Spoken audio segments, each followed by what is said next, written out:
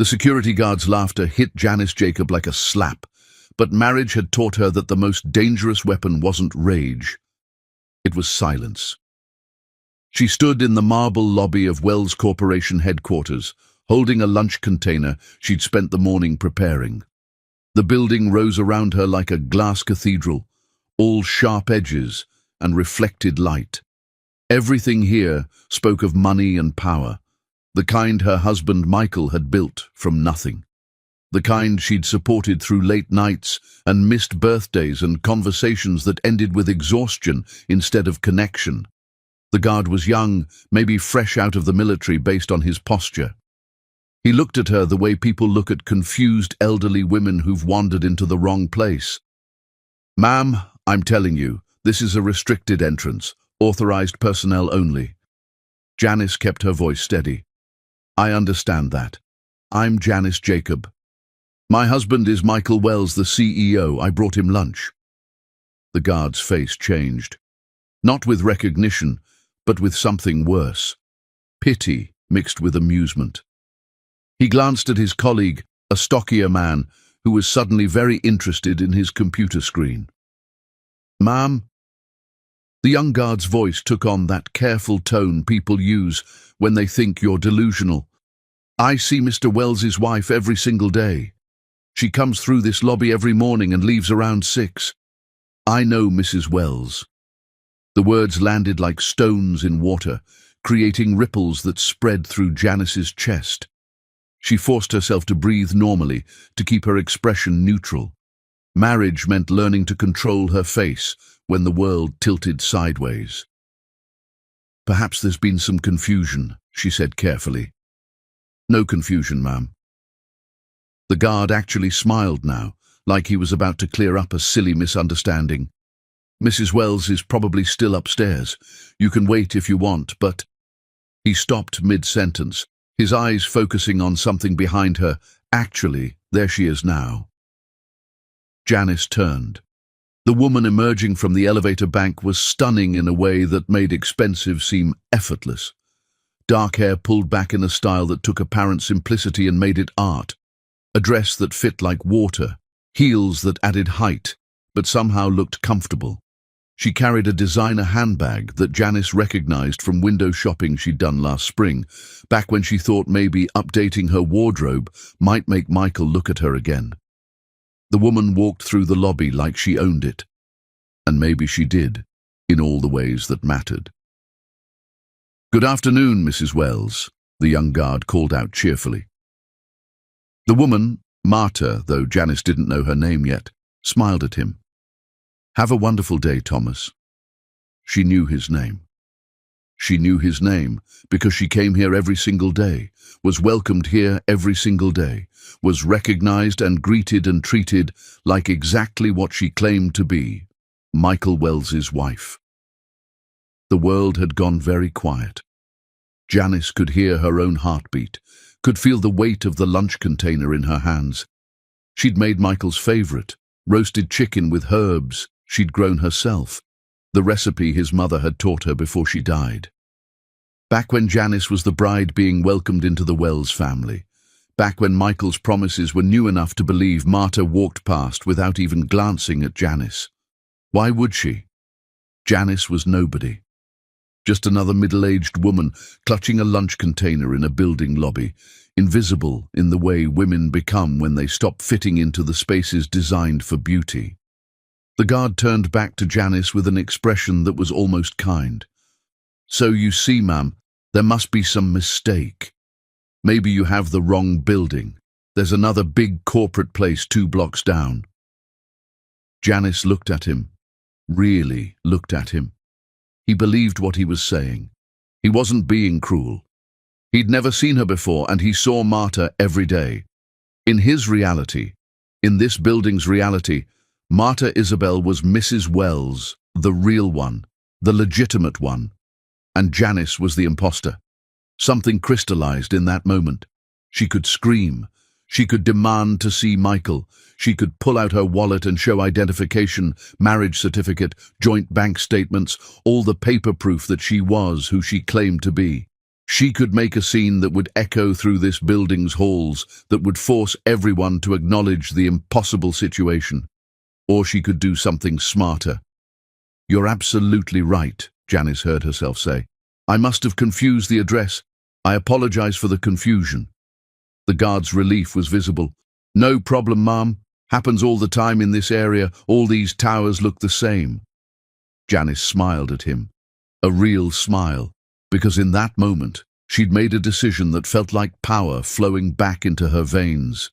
"Thank you for your patience." She walked out of the building with the same measured pace she'd walked in. She didn't run. She didn't look back. She walked past the fountain in the plaza, past the coffee cart where she and Michael used to meet when they were young and in love and believed they'd last forever. She walked to her car, the sensible sedan that Michael had bought her when their daughter was small, and sat in the driver's seat. Through the windshield, she watched the building's entrance, watched the people coming and going, watched the world continue as if nothing had changed, but everything had changed. She pulled out her phone and opened the camera app. She knew what she was looking for now. She knew why that expensive handbag had looked familiar. She'd seen Michael ordering it online months ago. She'd assumed it was for her birthday, had felt touched that he'd remembered she liked that brand. He'd remembered, just not for her. She waited, watched. 15 minutes crawled by before Marta emerged again, heading for the parking garage. Janice's fingers were steady as she started her car and followed at a careful distance, not close enough to be noticed, but close enough to see Marta climb into a sleek silver car that definitely hadn't come from any dealership Janice recognized. Janice photographed the license plate, photographed the car, photographed Marta through the driver's window, her profile perfect in the afternoon light. Then she sat back and thought about the lunch container still sitting on her passenger seat, thought about the security guard's laughter, thought about Michael's hand on someone else's back, his smile for someone else's morning greeting, his name becoming someone else's possession. She thought about all the nights he'd worked late, all the conferences, all the times he'd come home smelling like perfume he'd explained away with client dinners and crowded elevators. All the credit card charges she'd questioned and he'd smoothly justified. Her phone was still in her hand. She scrolled through her contacts until she found a name she hadn't called in years. Her brother's old college roommate, the one who'd gone into private investigation after the military. She'd kept his number out of some instinct she hadn't understood at the time. She understood it now. Her finger hovered over the call button. Once she made this call, once she started down this path, there would be no going back to the woman who'd walked into that building, carrying lunch and believing in her marriage. But that woman was already gone. She'd disappeared the moment the security guard laughed. The moment Marta walked past without seeing her. The moment Janice realized that to everyone in her husband's life, she was already a ghost. She pressed the call button. It rang twice before a rough voice answered, "This is Davidson." Janice kept her voice calm, kept everything that was breaking inside her locked behind glass. "This is Janice Jacob. We met at my brother's wedding years ago. You said if I ever needed anything, any kind of help, I could call." A pause. "I remember. What kind of help are you looking for?" Janice watched Marta's car disappear around the corner. She thought about Michael sitting in his office, probably on the phone, probably making decisions about their money and their future and their life, without once thinking about the woman who'd built it all beside him. "I need to disappear completely," she said. The 6 words hung in the air like a promise, like a threat, like the first move in a game Michael Wells didn't even know he was playing. Chapter 2. The Ghost Wife. The hotel room smelled like industrial cleaner in other people's lives.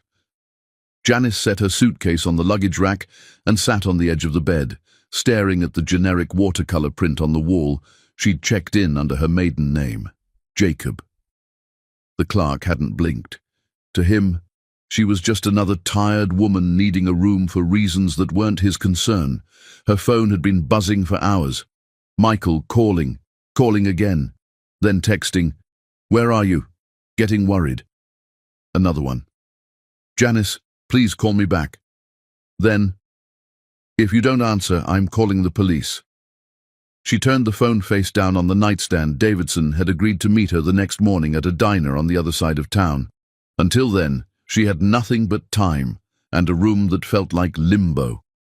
She opened her suitcase and looked at what she'd grabbed in the chaos of leaving: clothes, toiletries, her grandmother's necklace, a photo album she hadn't opened in years. Things you take when you're not sure if you're coming back. Sleep didn't come that night. She lay in the dark, watching shadows from passing cars slide across the ceiling, thinking about the woman in the lobby, Marta. The name felt foreign in her mouth, like a word from a language she'd never learned to speak. Who was she? Where had Michael found her? How long had this been happening? The questions multiplied like bacteria, each one splitting into two more until her head throbbed. At sunrise, she showered in the tiny bathroom and dressed in jeans and a sweater. She looked at herself in the mirror. Really looked. When had the lines around her eyes gotten so deep? When had her hair started showing this much silver? She'd been disappearing long before the security guard refused to recognize her. She'd been fading for years, while Michael looked right through her. The diner was a relic from another era, all chrome and red vinyl. Davidson was already there, sitting in a corner booth with his back to the wall.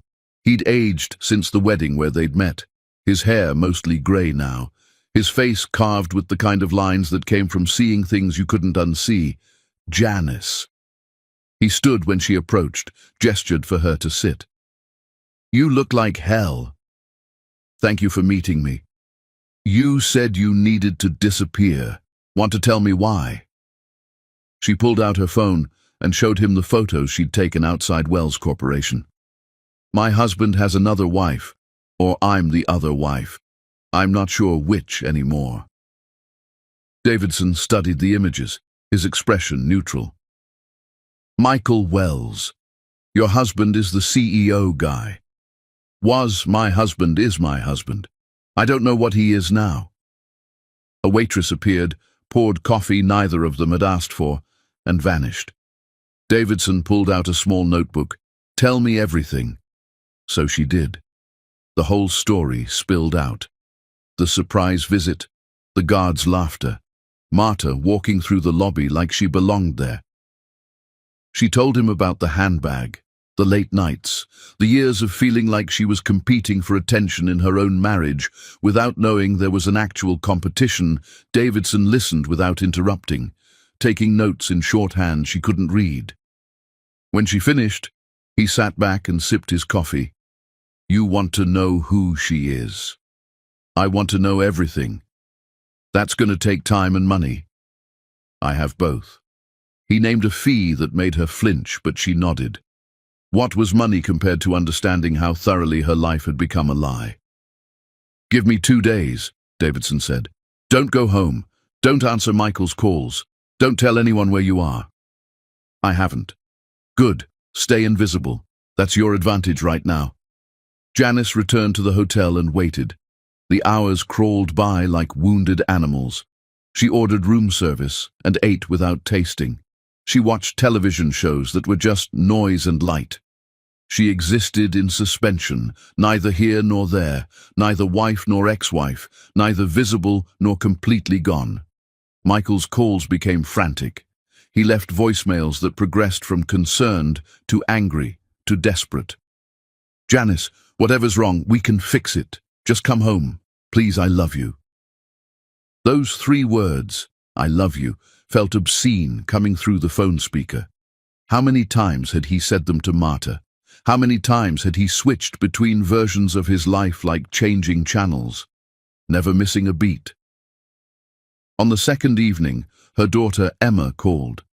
Janice let it ring through to voicemail, then listened to Emma's voice with her heart cracking down the middle. Mom, Dad says you're not answering your phone. He's really worried. I'm worried. Can you call me back? Are you okay? Emma, her beautiful girl who'd inherited Michael's dark eyes and Janice's stubborn chin, who was getting married soon to a man who looked at her like she hung the moon, who still believed her parents were solid, stable, the kind of marriage to aspire to. Janice saved the voicemail but didn't call back. Davidson knocked on her door at noon on the third day. He carried a manila envelope, thick with papers and photos. Janice let him in, closed the door, and sat down to learn the truth about her life. "Your husband is living a double life," Davidson said without preamble. "Marta Isabel believes she's his only wife. He told her you died in a car accident last year." The words hit like a physical blow. Dead. He'd killed her off in his other life, made her a tragedy to explain away any questions. She pressed her hand against her chest, half expecting to find a wound. Davidson spread photos across the bed. Marta at a restaurant. Marta shopping, Marta entering a townhouse that Janice had never seen before. That property is in her name. So are two others, a beach house and a rental property. He's been buying real estate and putting it under her name for months now.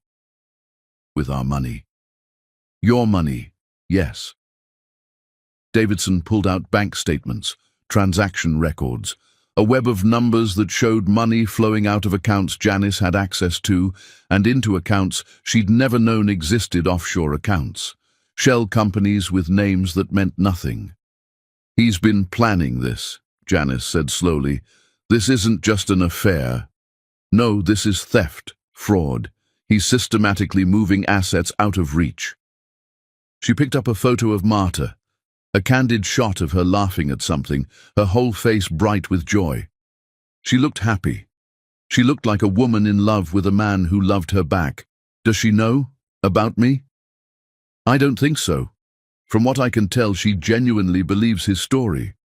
She's posted on social media about being a widow who found love again.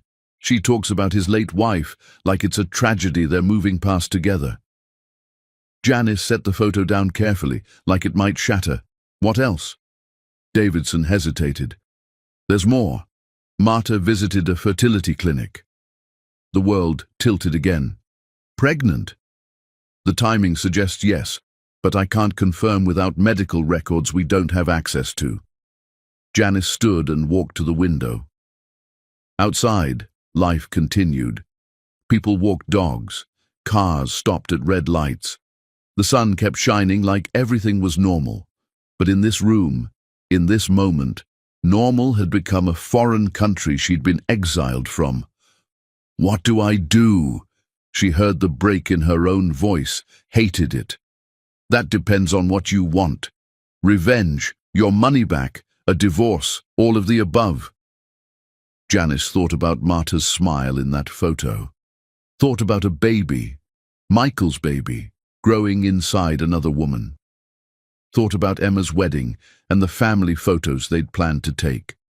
Thought about the house she'd made into a home, the garden she'd planted, the life she'd believed in.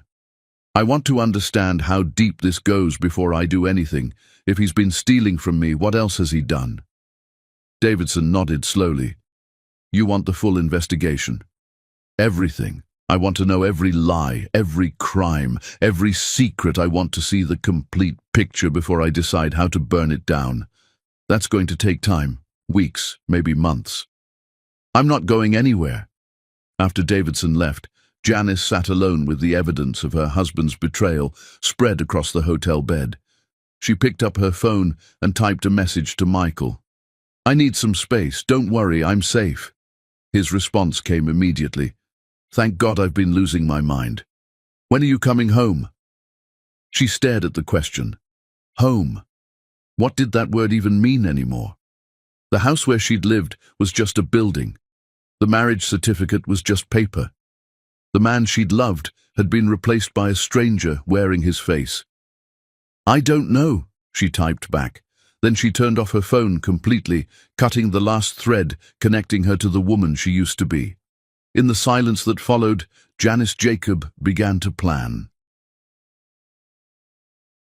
Chapter 3. The Investment. Janice had been invisible for a week when she decided to attend the gallery opening. The invitation had arrived at the hotel, forwarded by the neighbor who'd been collecting her mail, a charity event, the kind Michael usually insisted they attend together. Appearing successful was part of the job, he always said. Show people you belong at the top, and they'll believe it. She wondered if he'd take Marta this time, or if he'd invent another excuse for Janice's absence, another lie to paper over the crack spreading through his carefully constructed world Davidson had called that morning, with an update that made her blood run cold. The house, their house, the one she'd chosen, the one where she'd raised their daughter, had been mortgaged without her signature. The documents bore her name in a handwriting close enough to fool anyone who wasn't looking carefully. Forgery, added to theft and bigamy and whatever else lurked in the shadows of Michael's double life. The good news, Davidson had said, is that forgery gives you leverage. The bad news is proving it in court could take months, and by then, he might have emptied everything else. Janice had thanked him and hung up.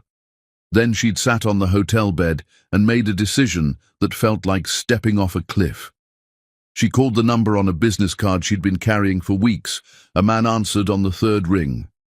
Richard Chen. Mr. Chen, my name is Jennifer Collins. The alias came easily, like she'd been practicing. I have information about Wells Corporation that might interest you. A pause. What kind of information? The kind that could change the balance of power in your industry. Can we meet? They arranged to meet at a coffee shop far from Wells Corporation, far from anywhere Michael might go. Janice arrived early, chose a table in the back, and waited. Richard Chen was younger than she'd expected, sharp-eyed and dressed in the kind of casual clothes that cost more than they looked. He sat down across from her and studied her face. Jennifer Collins, that's not your real name. Does it matter? Depends on whether what you're selling is real. Janice slid a folder across the table. Inside were copies. Just copies.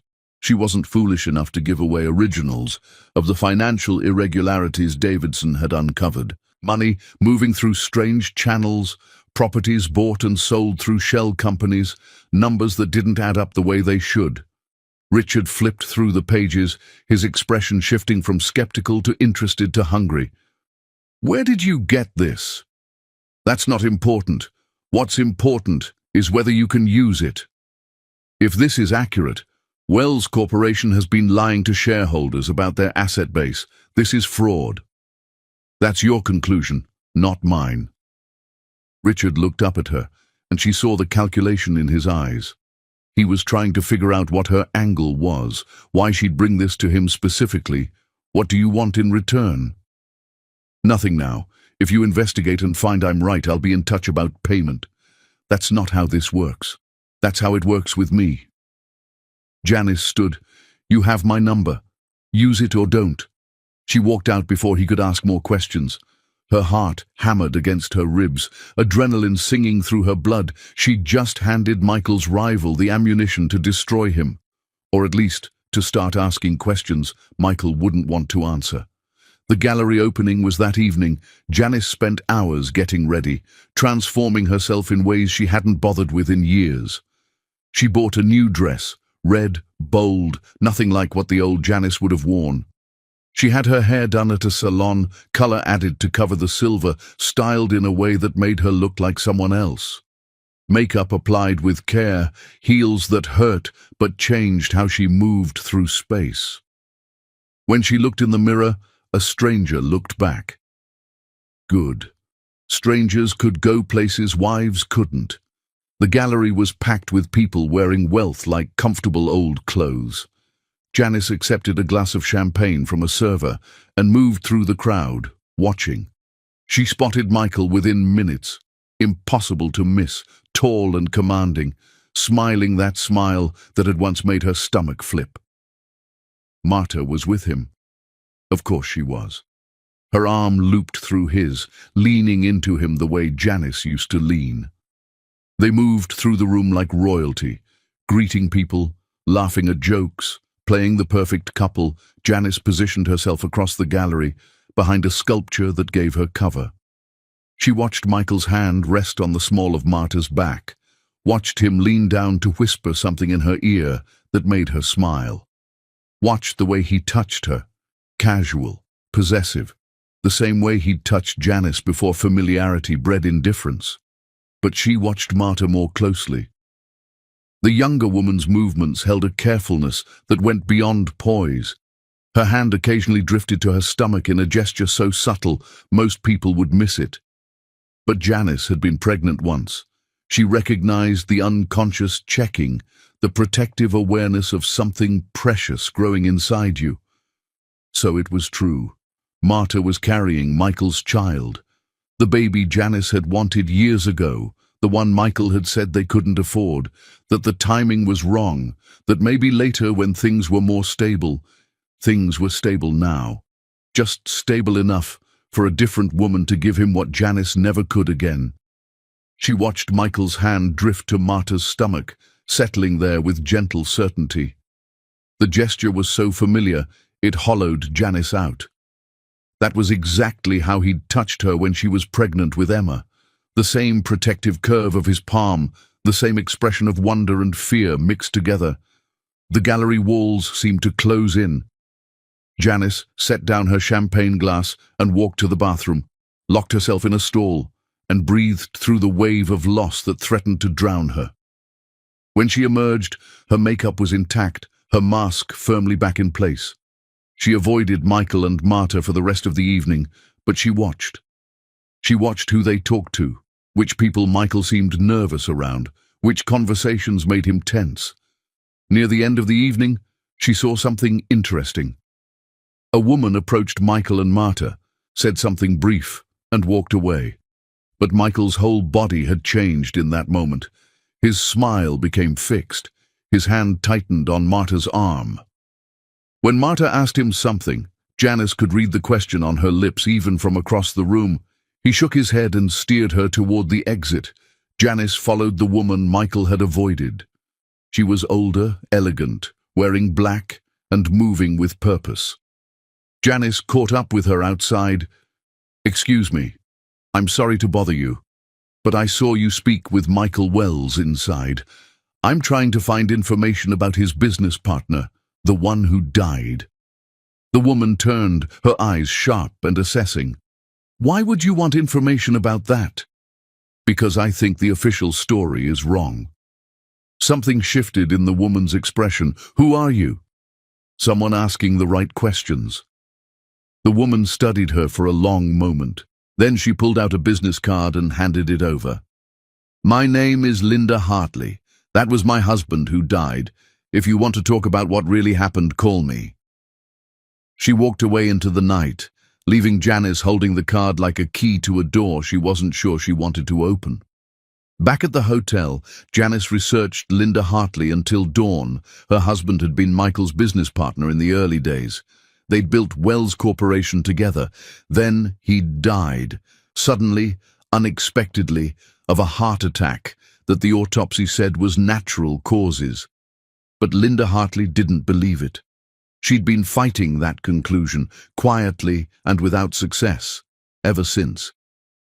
Janice stared at her laptop screen, at the photo of Linda's husband, a man who'd been Michael's friend, his partner, his brother, in all but blood. A man who died just as the company became successful enough to matter. How far did Michael's lies go? How deep did his willingness to hurt people extend?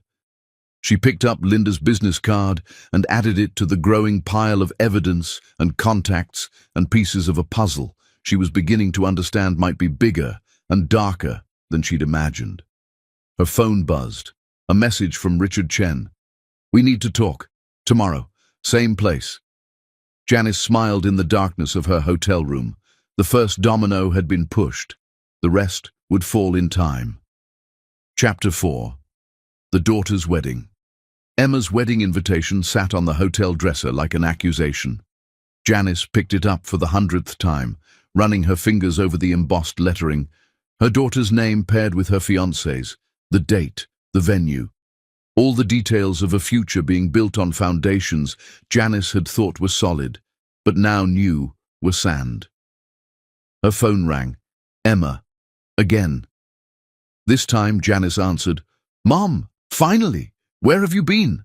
I've been calling for weeks." "I'm sorry, sweetheart. I've been dealing with some things, personal things." "What kind of personal things?"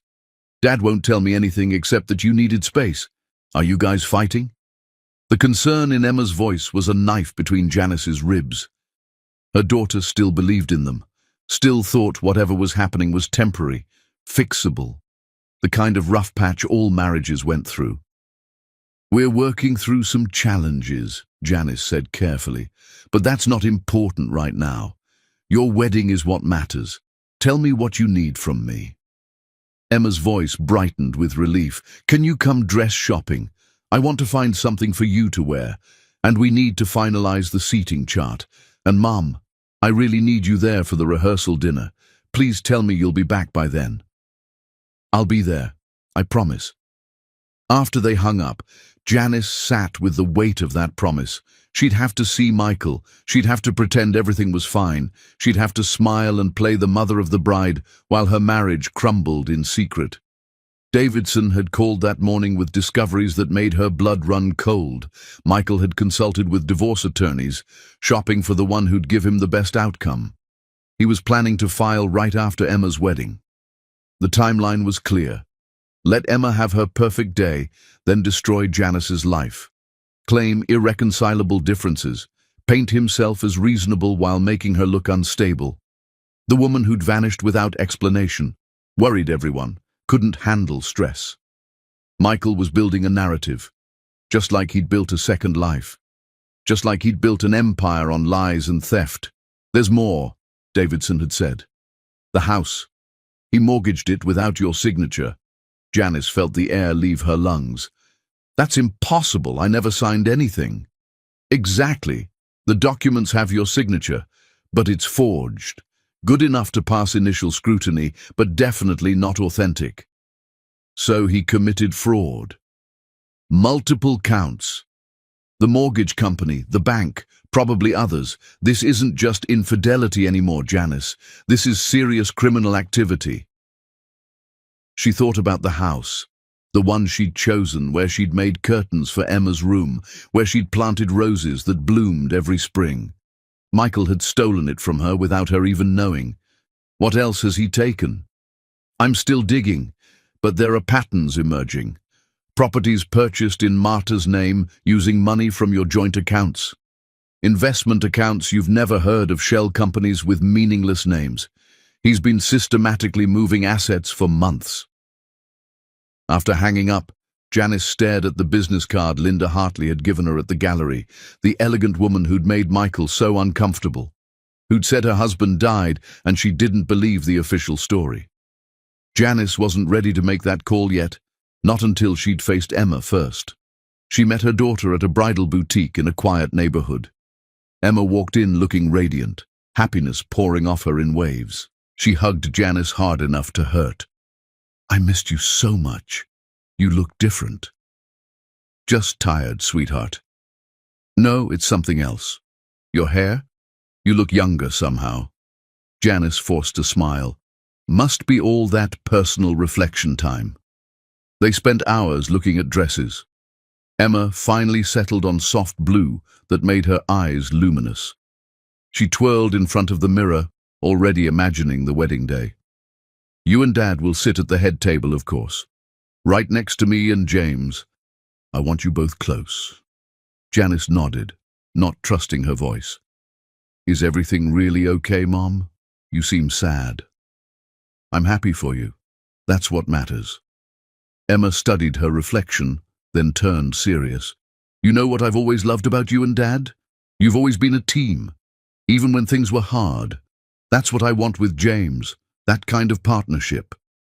The words were meant as a compliment. They landed like blows.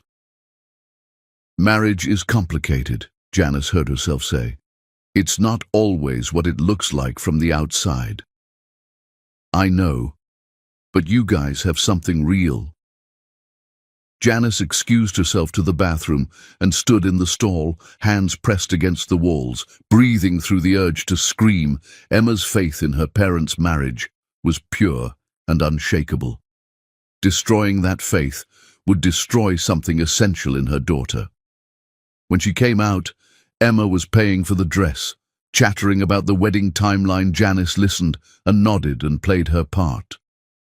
They had lunch at a cafe Emma loved.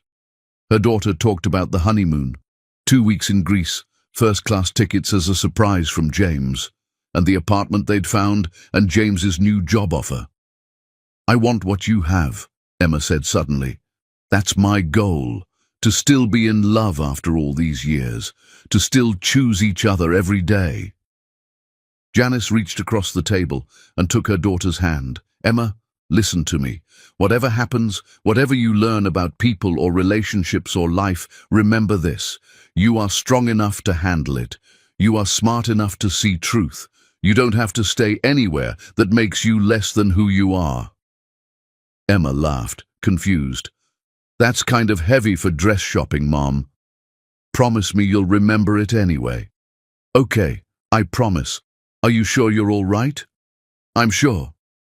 That evening, back at the hotel, Janice spread Davidson's findings across the bed.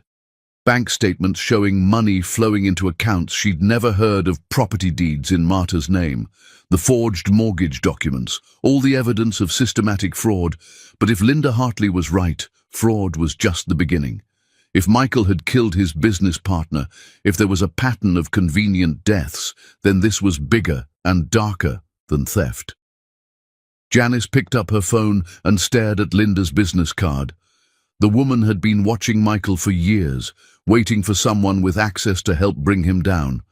She thought about Marta, pregnant, and trusting about the insurance policies Michael had probably already taken out, about how easy it would be to make another accident happen.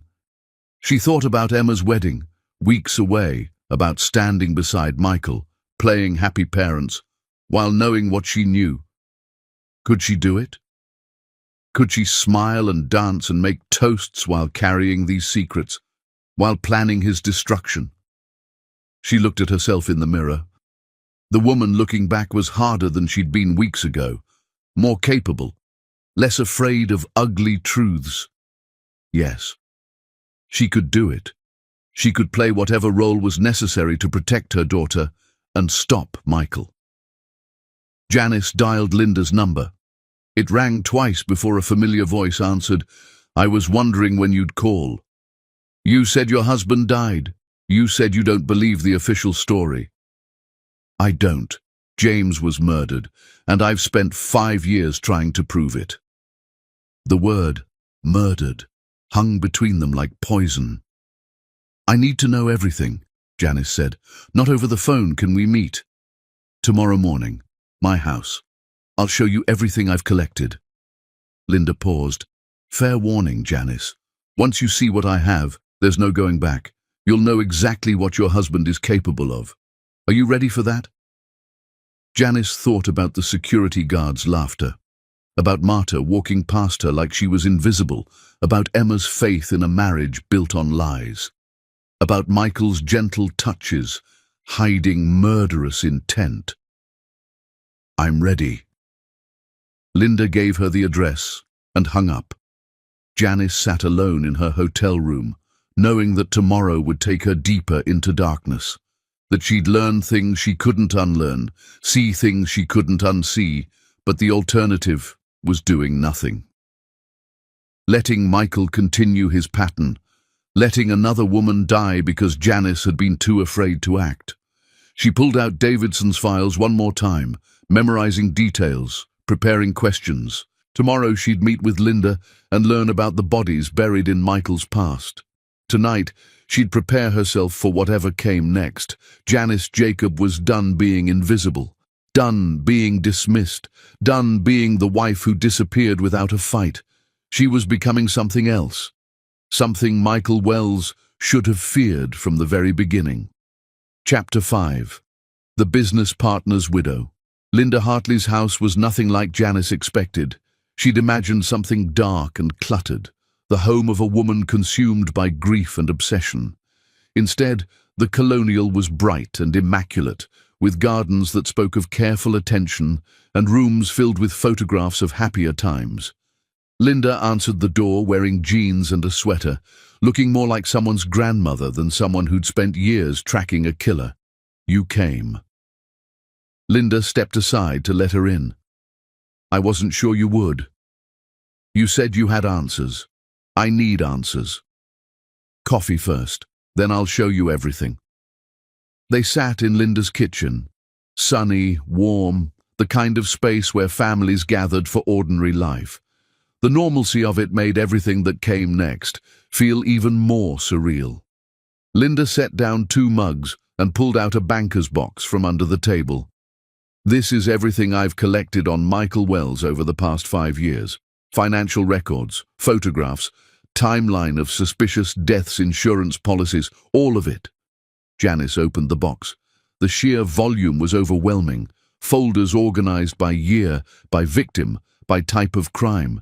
This wasn't casual investigation. This was obsession refined into methodology. Start at the beginning, Janice said. Tell me about your husband. Linda's expression softened with remembered love. James was a good man, honest, hard-working, loyal to a fault. He and Michael started Wells Corporation together as equal partners. They were friends first, business partners second. James trusted Michael completely. What changed? Success, money, power. James started noticing irregularities 5 years ago. Money moving through unrecognized accounts, clients being overcharged. Corners cut that violated regulations. He thought they were mistakes at first, but when he dug deeper, he realized it was intentional. Linda pulled out a folder labeled James's Notes. Inside were pages of handwritten observations, dates, amounts, questions circled in red ink. James was building a case. He planned to confront Michael, demand a full audit, threaten authorities if Michael didn't stop. That was a Tuesday. Wednesday, they had dinner to talk it through. Thursday morning, I found James dead in bed. Her voice remained steady, but her hands twisted a napkin. Heart attack, the coroner said. No sign of foul play, clean toxicology. Men his age sometimes just drop dead. It happens. But you didn't believe it. James ran marathons. His last checkup was perfect. His doctor said he had the heart of a man 20 years younger. Men like that don't die without warning unless something else is going on. The drugs that mimic heart attacks, they don't show up unless you're specifically looking for them, Linda continued. By the time I knew enough to ask the right questions, too much time had passed. The evidence was gone. Janice thought about Michael sitting across a dinner table from his best friend, knowing he'd already decided to kill him. The coldness of that calculation made her skin crawl. You mentioned another woman, Grace. Linda's face darkened. Grace Anderson, real estate agent. She worked with Michael on property acquisitions about a year after James died. I saw them together at a restaurant. The way Michael touched her hand reminded me of how he used to be with you before everything changed. She pulled out another folder. Inside was a death certificate. Drowning accident while swimming alone at night. Her body was found 2 days later. Accidental death. No suspicious circumstances. Except Michael had a life insurance policy on her, named himself as beneficiary. Called her a business partner on development projects. The paperwork was legitimate enough that no one questioned it. The policy paid out $250,000. Janice felt sick. How many development projects did they actually have? According to county records, a small commercial property that sold for modest profit months before she died. Nothing that would justify a $250,000 insurance policy. So he insured her life, then made sure he collected. That's my assessment, and now he's doing it again with Marta. I've been watching Wells Corporation. Marta comes to the office every day. She's pregnant, and if Michael follows his pattern, he's already taken out insurance on her life. Janice thought about Marta's smile, about her hand on her growing belly, about the baby who'd become a financial asset in Michael's twisted calculations. We need to warn her. We will, but carefully. If Marta goes to Michael with accusations, he'll know someone's been investigating. He'll destroy evidence, disappear funds, maybe even accelerate his timeline. We need to gather everything first, then move all at once. How? Your daughter's wedding. The rehearsal dinner is your best window. Michael will be there the whole evening, performing for family and friends. The house will be empty. That's when we go in. You want me to break into my own house? I want you to retrieve what's yours and gather evidence that will stop a killer. Linda leaned forward. Michael keeps files at home, personal records he can't risk having at the office, bank statements, property deeds, correspondence. If we can access those files, we can find evidence of everything, the fraud, the hidden assets, maybe even something about Grace or James. What about security systems? Do you know the code? I set it up years ago, but he might have changed it. Try yours first. Men rarely change things that already work, and even if he did, I have someone who can disable it remotely. Janice studied the older woman. Linda had been carrying this mission for years, had turned grief into expertise, had built a network and waited for the right moment. Why trust me? You don't know if I'm capable of this. I know you're capable of whatever it takes to survive. I saw it at the gallery. You've already changed into someone new, someone harder, someone willing to do what needs to be done. Linda's eyes were fierce. The question isn't whether you're capable. The question is whether you're ready to see this through to the end, no matter what we find. Janice thought about the security guard's laughter, about Marta walking past her like she was invisible, about Emma's faith in a marriage built on lies, about Michael's gentle touches, hiding murderous intent. I'm ready. They spent the next hour going over logistics. Linda had floor plans of the house drawn from memory. She had equipment already purchased and tested, portable scanners, external hard drives, everything needed to copy files quickly. She had escape routes planned, backup strategies prepared. After we copy everything, where does it go? Federal Bureau of Investigation. I have a contact there, an agent who investigated financial crimes. I've been feeding him information for years, building credibility. The moment we have documentation showing systematic fraud, insurance schemes, and possible homicide, he'll move on it. How long before Michael knows? Depends on how fast the FBI works. Days, maybe a week. But once we turn over the evidence, it's out of our hands. The important thing is getting you and Marta somewhere safe before Michael realizes what's happening. Linda walked Janice to the door. This is your last chance to walk away. Once we do this, once we commit, there's no going back. Michael will know you betrayed him. He'll do everything in his power to destroy you. Janice thought about Grace Anderson drowning in dark water, about James Hartley dying in his sleep, about Marta, pregnant and trusting, being positioned as the next convenient tragedy. He's already destroyed me. Now I'm going to return the favor. Linda smiled, sharp and satisfied. Then we have a deal. I'll finalize the equipment. You focus on getting through the wedding preparations without tipping Michael off. We move during the rehearsal dinner. No mistakes. No mistakes, Janice agreed. She drove back to the hotel with the weight of conspiracy pressing against her chest. She was going to rob her own house. She was going to steal from the man she'd been married to for more than 2 decades. She was going to use her daughter's joy as cover for revenge. The old Janice would have been horrified. But the old Janice had believed in things that weren't real. She'd trusted systems that didn't protect her. She'd played by rules that men like Michael wrote and rewrote whenever convenient. This new Janice understood something fundamental. The only justice she'd get was the kind she took for herself. And if that meant becoming someone she didn't fully recognize yet, someone capable of things she'd never imagined, then that's what she'd do. Because the alternative was letting Michael win, letting him kill again, letting another woman disappear while he collected insurance money and moved on to the next victim. Janice Jacob refused to be another body. And she'd burn her old life to the ground if that's what it took to survive. Chapter 6. The Network.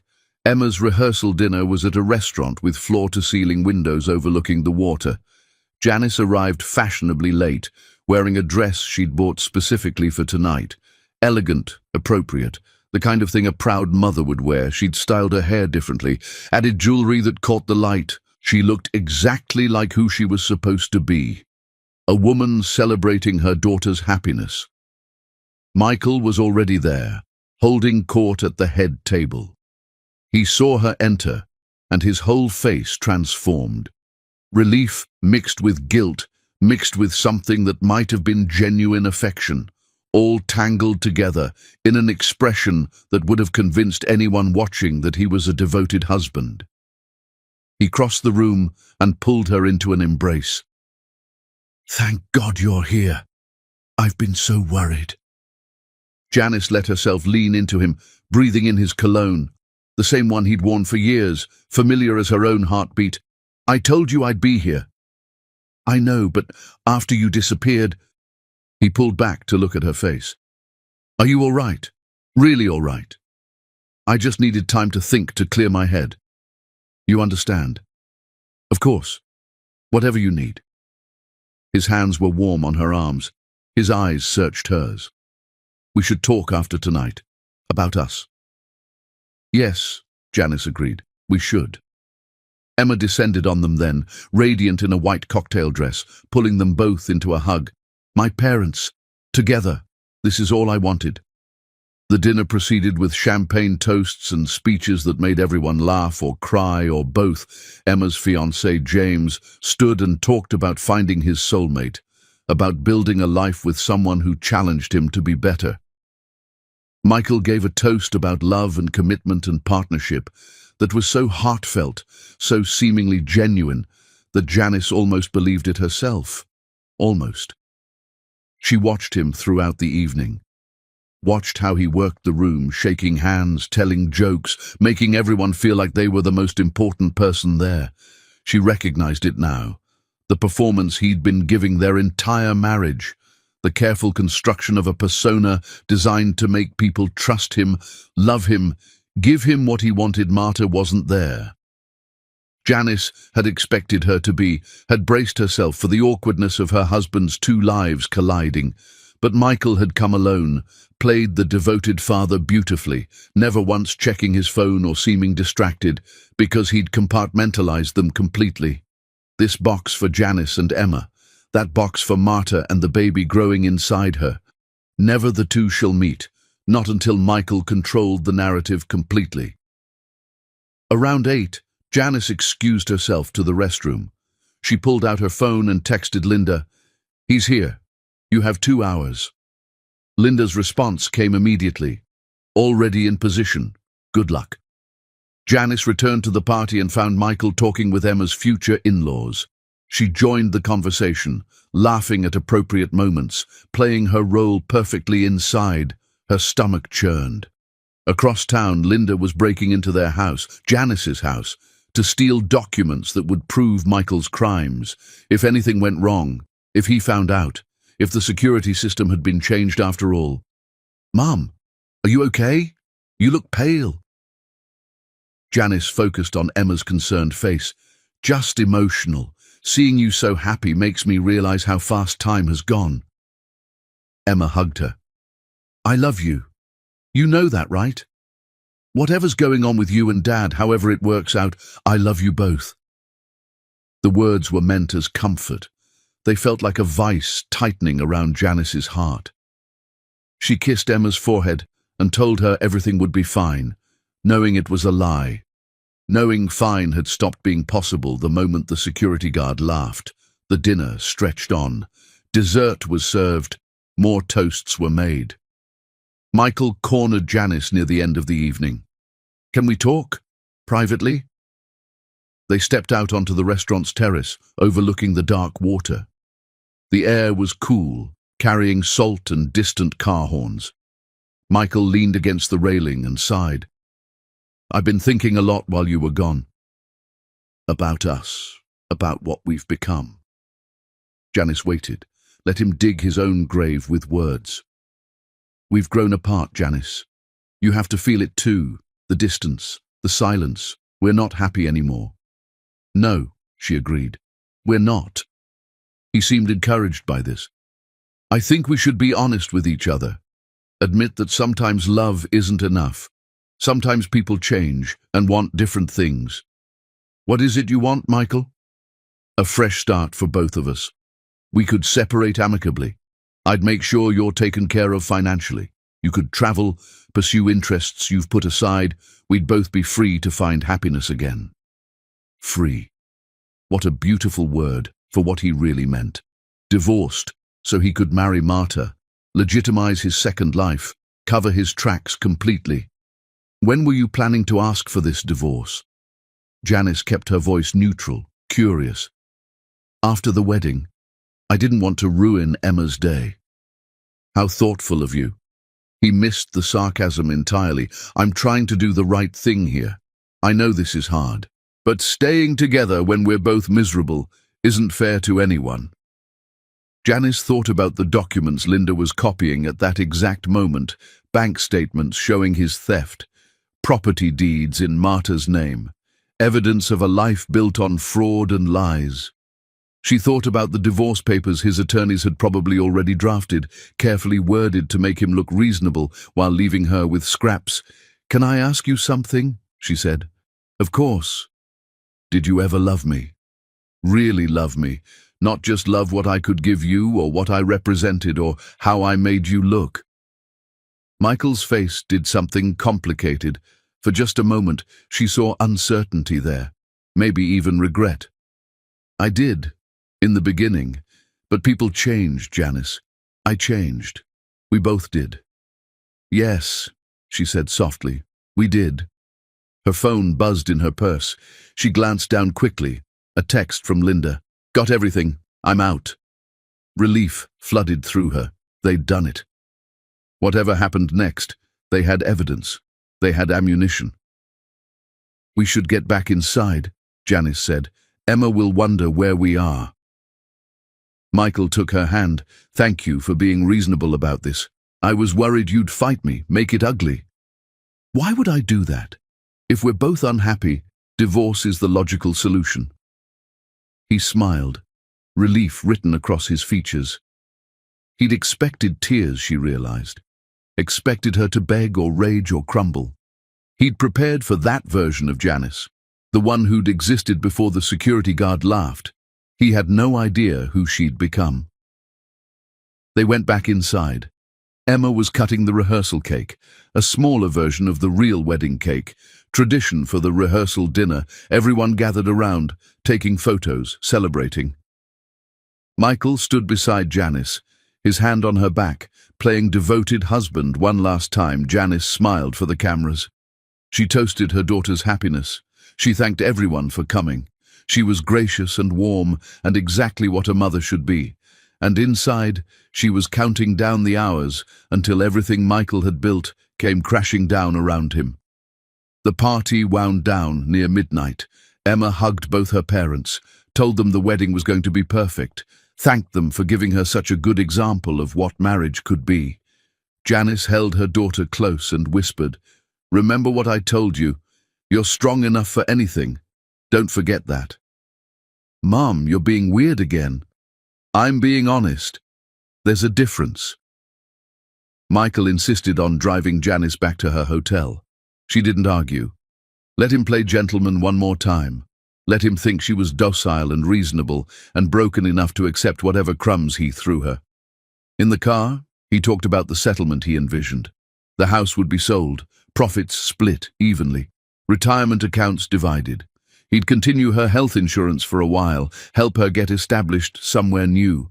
He was so generous in his fantasy of how he'd discard her, so magnanimous in explaining how he'd destroy her life while making it seem like kindness.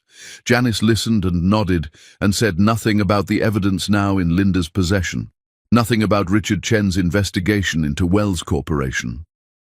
Nothing about the federal auditors who'd soon be asking questions Michael couldn't answer.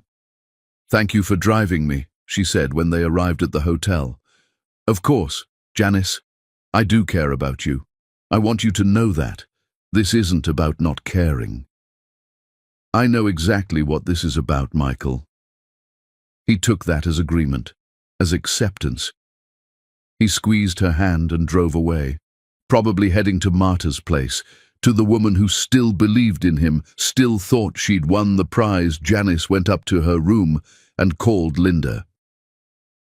"Did you get everything?" "More than everything."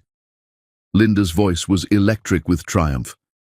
"Janice, this is bigger than we thought. He's been stealing for years. From the company, from clients, from you. The offshore accounts alone are worth millions, and I found something else." "What?" "Insurance policies, life insurance policies on people who aren't family, people he works with, people he's invested in properties with, including one on Marta Isabel, taken out 3 months ago, a policy that pays out double if she dies while pregnant." The hotel room tilted. Janice sat down hard on the bed. "He's planning to kill her. That would be my assessment. The policy is too specific, too strategic.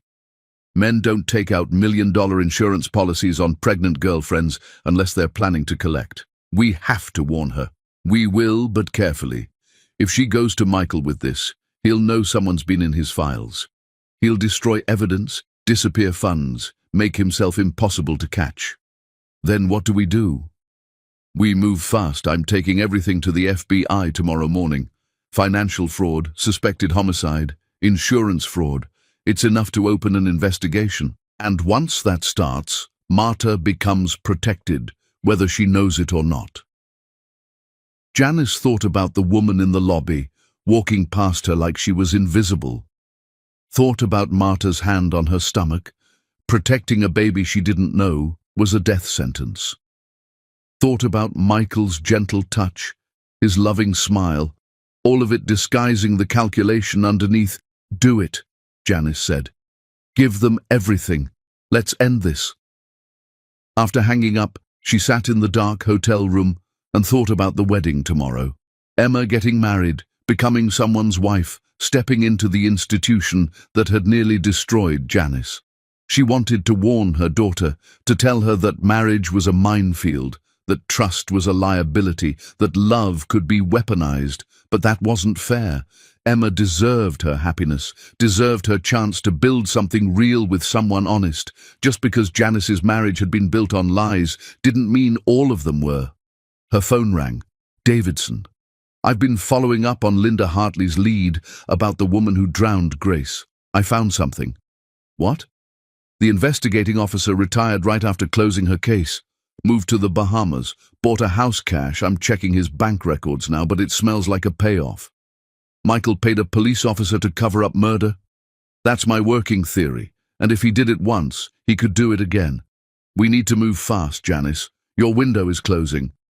Linda's taking everything to the FBI in the morning." "Good. That's good. But there's something else. I've been watching Wells Corporation. Marta's been there every day this week. She and Michael had a meeting with some attorneys yesterday. She looked upset when she left." Janice's blood ran cold. "He's setting her up. Whatever he's planning, it's happening soon." "That would be my assessment after the wedding, probably. While everyone's distracted with celebration, the perfect time for tragedy to strike."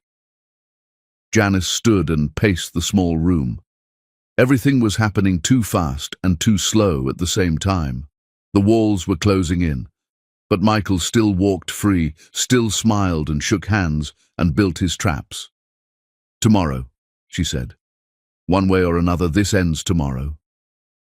She hung up and looked at herself in the mirror. The woman looking back was someone she barely recognized, harder, sharper, capable of things the old Janice would have condemned. But the old Janice would be dead soon if she hadn't changed. Michael would have divorced her, taken everything, left her with nothing, maybe worse, maybe another convenient accident, another insurance payout, another woman who'd outlived her usefulness. This new Janice refused to be another body she'd fight. She'd expose him. She'd burn his empire down, if that's what it took to survive. The wedding was tomorrow.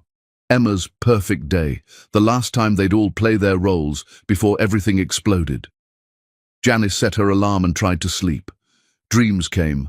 Michael's face shifting between love and hatred, security guards laughing, Marta falling into water that rose and rose until it covered everything. She woke before dawn, covered in sweat, knowing that tomorrow would change everything, knowing that whatever happened there was no going back to the woman who'd believed in happy endings.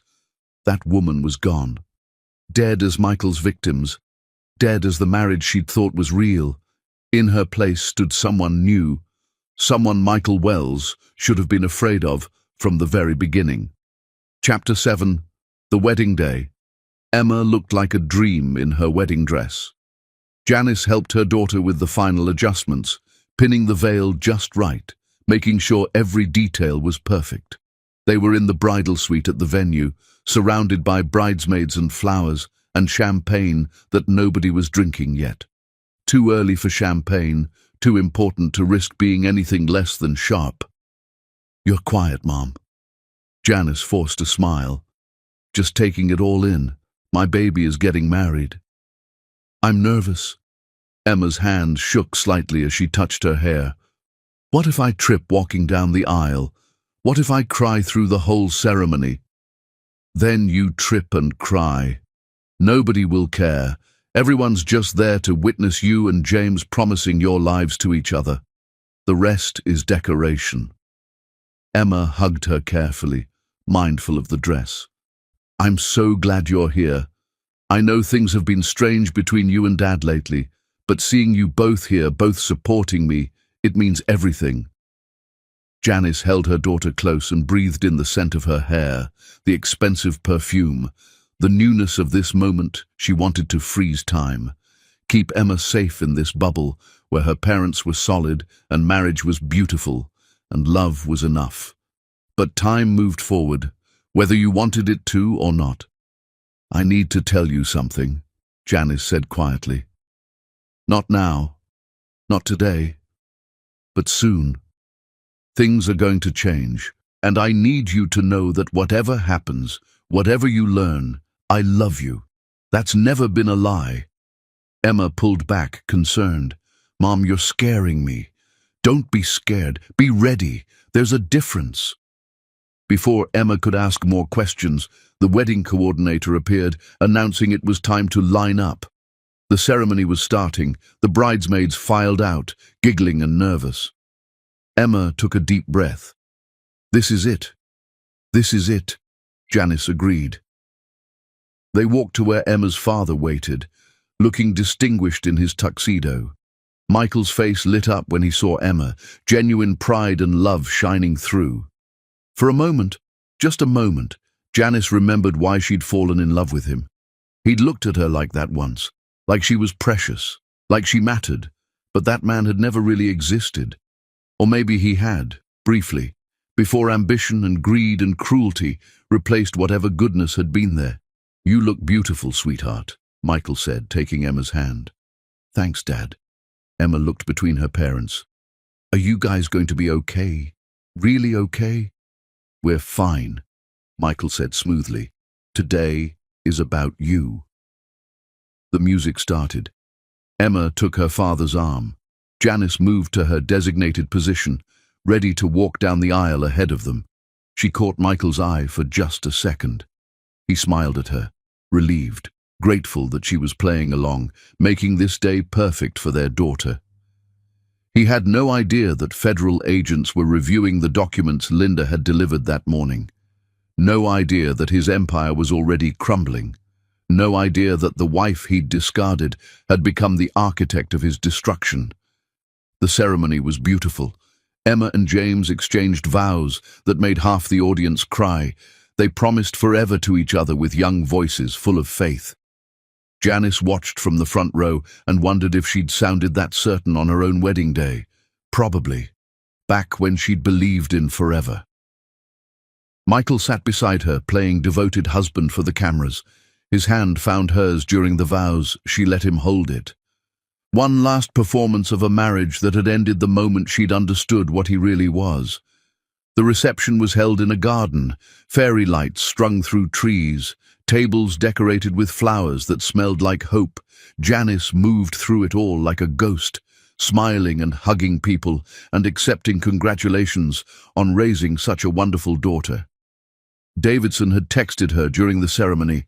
FBI opened an investigation, moving faster than expected. They want to interview you tomorrow. Tomorrow. Less than a day before Michael would learn that everything was falling apart. Linda was here somewhere. Janice had spotted her in the crowd, an uninvited guest who blended in perfectly. Insurance. Linda had called it witness, in case Michael tried anything desperate. The father-daughter dance made everyone teary. Michael held Emma and whispered something that made her laugh. For a moment, Janice felt a pang of doubt. Was she doing the right thing? Was destroying Michael worth destroying Emma's faith in her father? But then she thought about Marta, pregnant and unaware of the insurance policy on her life.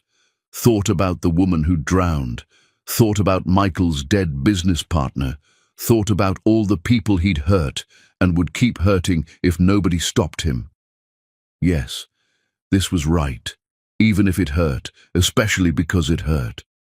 The mother-son dance, Emma and her new father-in-law, came next. Then the moment Janice had been dreading, the dance for the couple's parents. Michael extended his hand. "Dance with me?" She took it. Let him pull her onto the dance floor. Let him place his hand on her waist while everyone watched and smiled at the devoted couple who'd raised such a wonderful daughter. "Thank you," Michael said quietly as they swayed to the music. "For making this easy, for not causing a scene. I know this can't be simple for you." "Nothing about this is simple. After tonight, we can finalize everything. The paperwork is drawn up. You'll be taken care of, Janice, I promise." She looked up at him. Really looked. Tried to find some remnant of the man she'd loved, but there was nothing there except calculation. Every word, every gesture, every smile, all of it designed to get what he wanted while paying the smallest possible price. "Michael," she said softly. "Yes? When did you stop being real? When did you become this?" His expression flickered. Surprise, maybe guilt, quickly covered. "I don't know what you mean." "Yes, you do." The song ended. They separated. Michael kissed her cheek for the cameras, and Janice walked away feeling like she'd said goodbye to a corpse. The man she'd married was long dead. This thing wearing his face was something else entirely. She found Linda near the edge of the garden, half hidden by shadows. "He suspects nothing," Linda said quietly. "How long do we have? FBI is moving Monday morning, 3 days. After that, he'll know." "What about Marta?" "I sent her a message, anonymous, untraceable. Told her to Google Grace Anderson drowning and James Hartley death, and to think carefully about insurance policies. She hasn't responded. She won't believe it. She loves him. Love makes people stupid, but fear makes them smart. If she's halfway intelligent, she'll at least be suspicious. That might be enough to keep her safe." The reception continued around them. Emma and James cut the cake. Toasts were made. People danced and laughed and celebrated love. Janice watched Michael work the room, shaking hands, telling stories, being the perfect father of the bride. Near the end of the evening, he pulled her aside again. "Come home tonight. Don't go back to that hotel. We should talk properly, figure out the next steps together." "I don't think that's a good idea." "Janice, please. We've been together more than 2 decades. We owe each other an honest conversation at least." She wanted to refuse, wanted to tell him she knew everything, that the FBI was coming, that his carefully constructed lies were about to explode, but something held her back. Curiosity, maybe, or the need to look him in the eye one more time and see if he'd tell the truth when confronted. "Fine," she said. "One conversation. Then I'm leaving." Relief washed over his face. "Thank you. That's all I'm asking." Emma found them before they could say more, pulling them both into a hug. "My parents, I love you both so much. Thank you for giving me this perfect day." Janice held her daughter and thought about how that perfection was built on lies. Everything beautiful in Emma's life, the stable home, The college education, the wedding itself, had been paid for with money Michael stole. The foundation was rotted through. But Emma didn't need to know that tonight. Let her have one perfect day before the truth destroyed everything. The reception ended near midnight. Guests filtered out, drunk on champagne and romance. Emma and James left in a car, trailing tin cans, heading for a hotel before their flight to Greece. In the morning, Janice kissed her daughter goodbye and felt something tear inside her chest. "Be happy," she whispered. "Whatever happens, be happy." "I will, Mom. I love you." "I love you too. So much more than you know." Then Emma was gone, and Janice was alone with Michael in the parking lot, fairy lights still twinkling in trees, the ghost of celebration hanging in the air. "Follow me home," Michael asked. Janice looked at him. This man who'd promised forever and delivered betrayal. This man who'd built a double life and planned to kill to protect it. This man she'd loved with everything she had. "Lead the way," she said. They drove through quiet streets, Michael's car ahead of hers. Janice followed him toward the house they'd shared, the home where she'd raised their daughter, the place that should have been sanctuary but had become a crime scene waiting to be discovered. Her phone buzzed. "Davidson, don't go in that house alone. Please, wait until morning." But Janice kept driving. She needed this. Needed to face Michael in the place where they'd built their false life together, needed to look him in the eye and ask the questions that had been burning inside her since the security guard laughed. Maybe he'd lie, probably he'd lie, but she'd know. She'd see it in his face, hear it in his voice. She'd have that much truth at least, before everything exploded. The house appeared ahead, dark except for the porch light home. What a strange word for a place that had never really existed. Janice parked and walked to the door. Michael was already inside, turning on lights, looking comfortable and confident. Why wouldn't he be? This was his domain, his castle. He thought he controlled everything here. He didn't know that Linda had already taken photographs of every document in his office. Didn't know that federal agents were building a case against him. Didn't know that the woman following him inside was someone completely different from the wife he'd dismissed. "Coffee?" Michael asked, heading for the kitchen. "Why not?" She followed him into the home they'd shared, ready for one last conversation with the man who'd destroyed her life, ready to watch his face when he realized everything was over, ready to finally stop pretending any of this had been real. Chapter 8. The Disappearance. The coffee tasted bitter. Michael had never learned to make it right. Always too strong, too harsh. Janice sipped it anyway, sitting at the kitchen table in the house that used to feel like hers. Michael paced by the counter, running his hand through his hair. He looked exhausted suddenly, like maintaining all his lies had finally caught up with him. "I've been thinking about how to say this," he started. "About the right way to end things after all these years. There is no right way. No, but there are better and worse ways." He sat down across from her. "I want you to understand, this isn't about you being inadequate or doing anything wrong. We just grew into different people." Janice set down her coffee cup carefully. "When did you become someone who lies this easily?" His expression shifted. "I'm not lying. I'm trying to be honest." "Honest? That's a fascinating word choice from a man with 2 wives. The color drained from Michael's face. Complete silence fell, broken only by the kitchen clock, ticking. Janice watched him calculate, watched him try to figure out how much she knew, how she'd found out, what move to make next. "I don't know what you're talking about," he finally said. "Marta Isabel, the woman who comes to your office every day.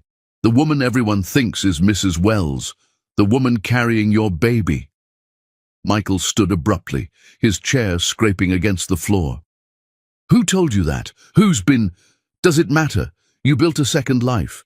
You told her I was dead. You bought her houses with money you stole from me. From us." Janice's voice was eerily calm. "The only question I have left is, were you planning to divorce me or kill me?" "That's insane. You sound paranoid." "Do I? Let's talk about Grace Anderson, or your former business partner James Hartley, both conveniently dead, both with insurance policies that paid you significant money." Michael's hands were shaking now. "Those were accidents, tragedies. And the insurance policy you took out on Marta, the one that pays double if she dies while pregnant, is her death going to be a tragedy too?" "I don't have to listen to this. You're clearly having some kind of breakdown." He moved toward the door, but Janice stood, blocking his path. "I'm not done." "Get out of my way, Janice." "Your way. This is my house too. Legally, financially, actually mine. You just forged my signature to mortgage it." She watched his face. "Oh yes, I know about that too. I know about everything, Michael. The offshore accounts, the shell companies, the theft, all of it. You can't prove any of that." "Actually, I can. So can the FBI. They received quite a file this morning. Bank statements, property records, insurance documents, everything needed to build a case for fraud, theft, and suspected homicide." Michael's face transformed. The mask fell away completely, revealing something cold underneath. "You've been planning this.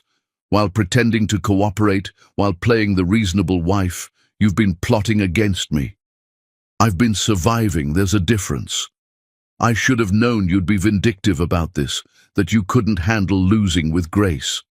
Losing? This isn't a game, Michael. You destroyed our marriage. You stole from me. You're planning to kill an innocent woman, and you're acting like I'm the unreasonable one for objecting. Marta isn't innocent. She knew exactly what she was doing, knew I was married, didn't care as long as she got her properties and her lifestyle. You told her I was dead. So she's gullible. That doesn't make her innocent." Janice stared at him, seeing clearly for the first time how thoroughly the man she'd loved had disappeared. This person wearing his face had no empathy, no remorse, no recognition that other people were real beyond what they could provide him. "When did this happen to you?" she asked quietly. "When did you become a monster?" "I became successful. That's what happened. I learned to make hard choices, to do what was necessary instead of what was nice. You wanted the house, the lifestyle, the status. You think that came free? Someone has to be willing to get dirty. Killing people isn't getting dirty, it's murder." "I never killed anyone." But his voice was uncertain now, defensive. He grabbed his phone from the counter. "I'm calling my attorney. You've clearly lost your mind, and I'm not having this conversation without legal counsel." Janice reached for her own phone. "Call whoever you want my attorney, and the FBI already have everything they need." Michael froze. For several long seconds, they stood in the kitchen staring at each other. The marriage they'd built, the life they'd shared, all of it had been reduced to this moment. Then Michael's phone rang. He answered it, listened, his face going white. "What do you mean agents are at the office?" "I don't... No, I haven't... This is a mistake. I'm coming right now." He hung up and grabbed his jacket. "Whatever you've done, Janice, whatever you've set in motion, you're going to regret it. I guarantee that." "Are you threatening me?" "I'm warning you. You have no idea what you're playing with." He left, slamming the door hard enough to rattle windows. Janice heard his car start, tires squealing as he peeled out of the driveway. She stood alone in the kitchen, her heart pounding, knees weak. She called Davidson immediately. "Michael knows. He just got a call about agents at his office. He's heading there now." "Are you safe?" "I'm at the house. He left, but..." She paused, thinking about Michael's warning, about the coldness in his eyes. He might have contingencies. People he's paid to protect his interests. "Lock everything. I'm on my way." After hanging up, Janice went to Michael's office. The filing cabinet was locked, but she found the key in his desk drawer. Inside were folders neatly labeled: properties, insurance, accounts, personal. She pulled out the insurance folder and flipped through until she found it. Marta Isabel. Policy amount 1 million. Beneficiary Michael Wells. A notation in the margins. Double indemnity for death during pregnancy. She photographed the policy and texted it to Davidson and Linda. Linda called immediately. "Where are you?" "Michael's office, at the house." "Get out, right now. If Michael realizes you have access to that." "I know I'm leaving." But before she could move, headlights swept across the front window. A car pulling into the driveway. Her phone buzzed.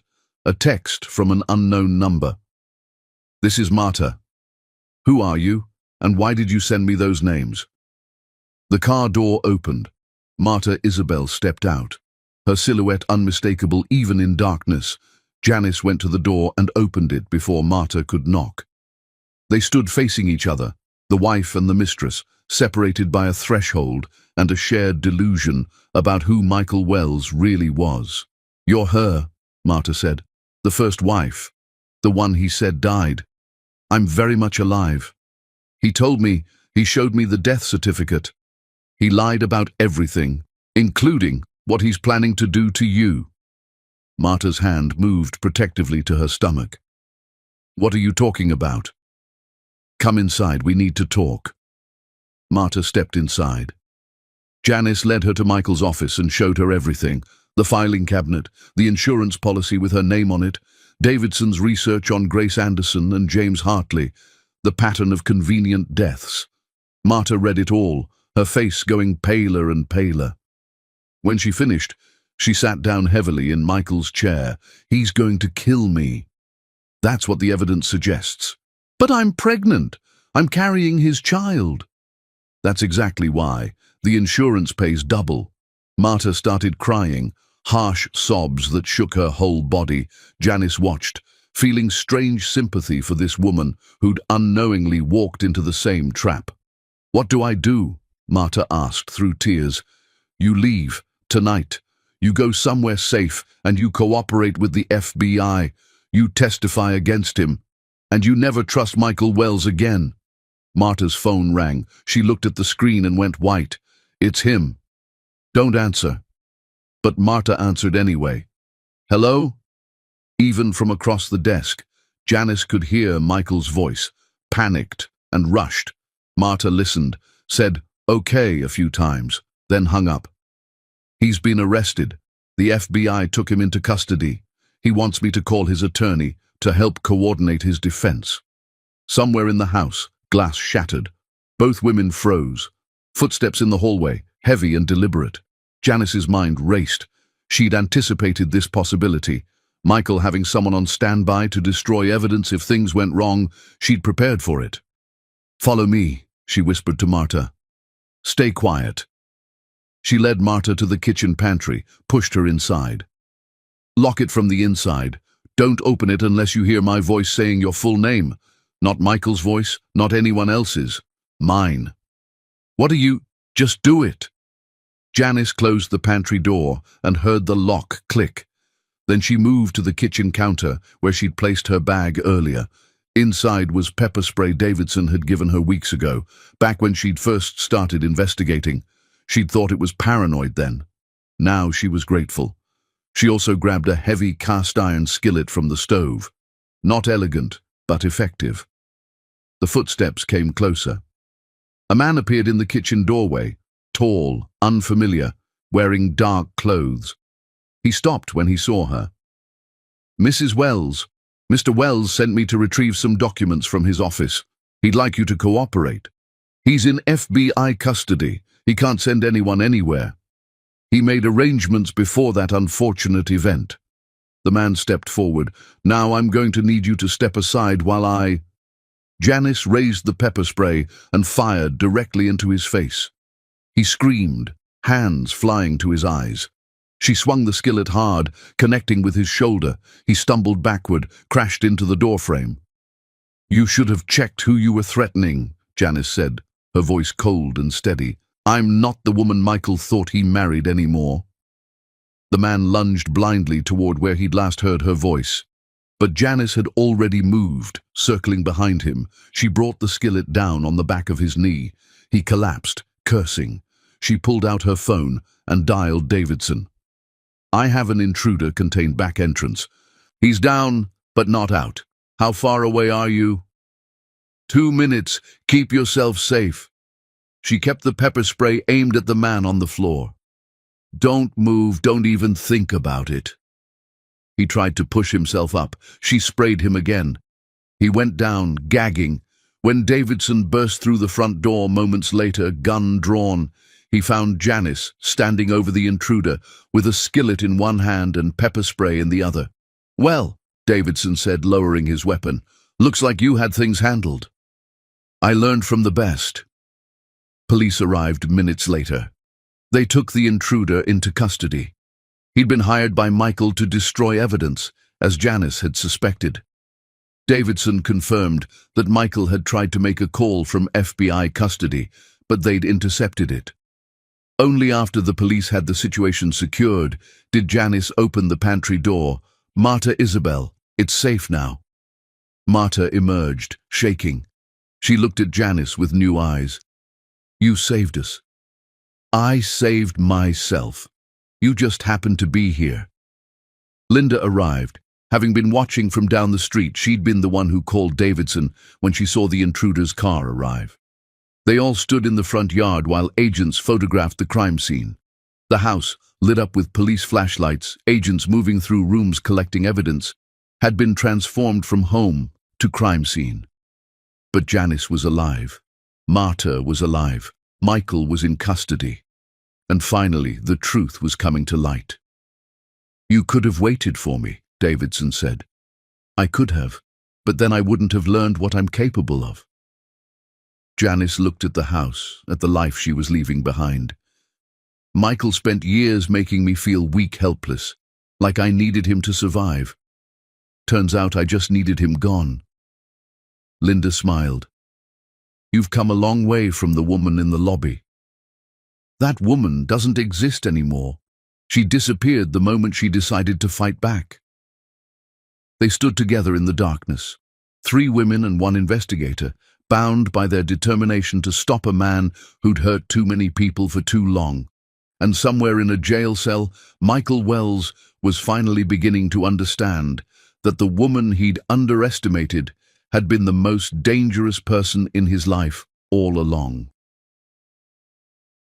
Chapter 9. The Trial of Trust. 3 months felt like 3 lifetimes. Michael sat in jail awaiting trial, denied bail after prosecutors argued he was a flight risk, with means and motive to disappear. Janice had watched that hearing from the gallery, had seen her husband, soon-to-be ex-husband, led into the courtroom in orange scrubs. He'd looked at her once, his expression somewhere between pleading and hateful. She'd looked back without flinching. Let him see what he'd created. The media had devoured the story. CEO with secret second life, possible involvement in multiple deaths, insurance fraud, embezzlement. It checked every box for national headlines. Janice's face was everywhere. So was Marta's. 2 women betrayed by the same man, their pain analyzed and dissected by strangers with opinions. Emma had taken it worst of all. She'd returned from her honeymoon to find her father arrested, her mother splashed across news sites, her entire childhood reframed as a lie. She'd called Janice crying, demanding to know why she hadn't been told sooner, why she'd been allowed to get married while everything fell apart. "I wanted you to have one perfect day," Janice had said, "before everything changed. You should have told me. I deserved to know. You're right. I'm sorry." The apology hadn't fixed anything. Emma was speaking to her, but carefully, with a distance that hurt worse than silence. She refused to visit Michael in jail, refused to take his calls. But that didn't mean she'd forgiven Janice for keeping secrets. Marta had taken the plea deal prosecutors offered. Testify against Michael in exchange for immunity on minor financial charges. She'd moved in with her sister, was building a nursery for the baby. She and Janice weren't friends, probably would never be, but they'd formed something like an alliance, united by shared damage. The trial was set to begin in 2 weeks. Michael's attorneys had been trying to get charges dismissed. Claims of insufficient evidence, unreliable witnesses, contaminated investigation. Nothing had worked. The case against him was solid, built on documents from his own files, testimony from victims who'd been waiting years to be heard. Linda had been vindicated. Her husband's death was being reinvestigated. The retired police officer who'd closed the case was facing charges of his own. Grace Anderson's family had filed a civil suit. The dominoes were falling, one after another, crushing everything Michael had built. Janice's attorney called one afternoon with unexpected news. "Michael wants to talk to you. His lawyers approached me about arranging a meeting." "Why would I agree to that?" "They're suggesting a deal. If you'll testify on his behalf at trial, about his character, about him being a good husband and father, they think they can get the sentence reduced." Janice laughed, bitter and sharp. "They want me to lie under oath to save him?"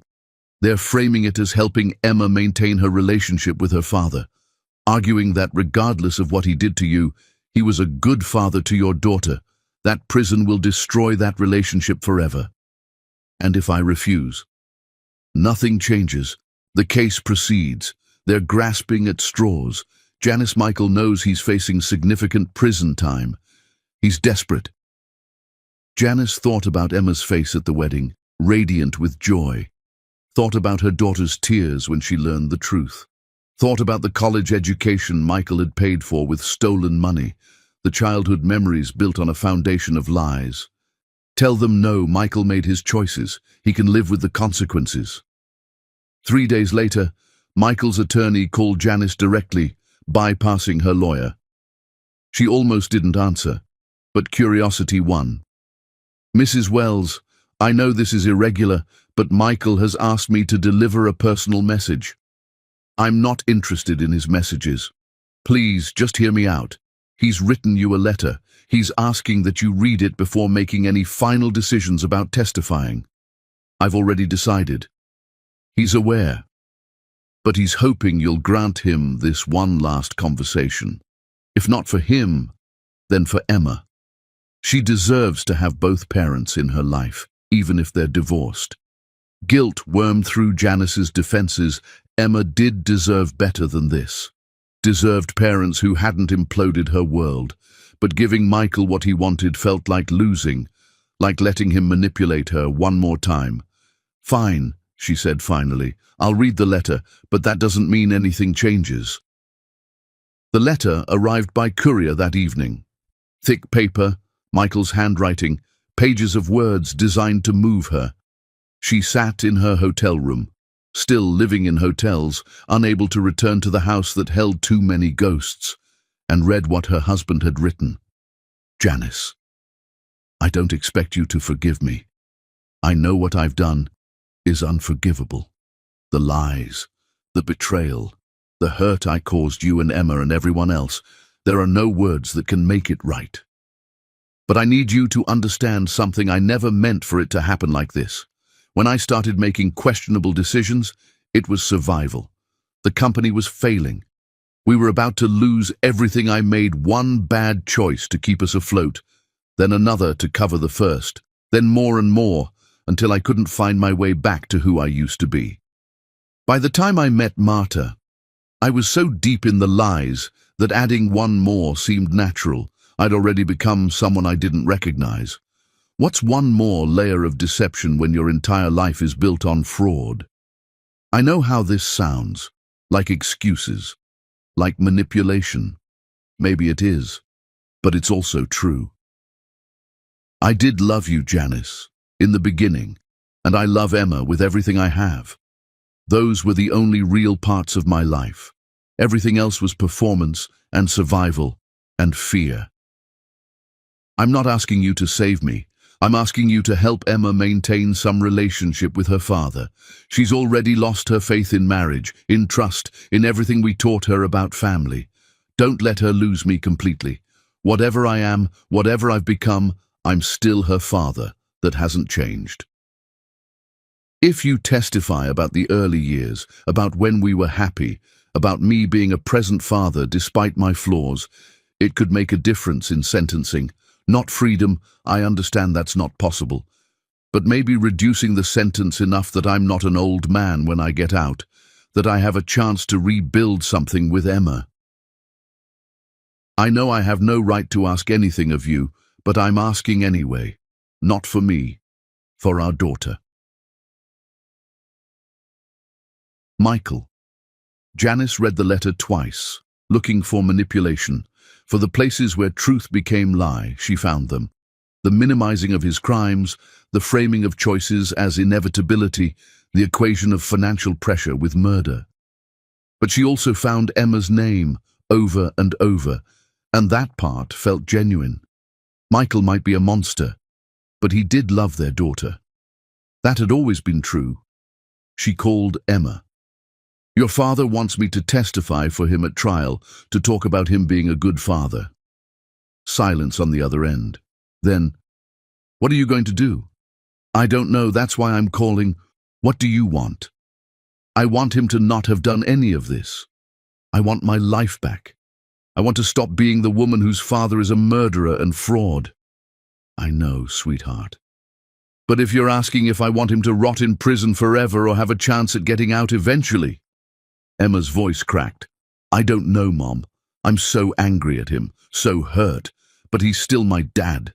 Does that make me awful, that I still care what happens to him? It makes you human. I can't tell you what to do. Whatever you decide, I'll understand. Or try to. Everything's such a mess.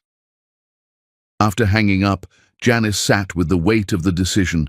Testifying for Michael meant helping him, giving him ammunition for mercy.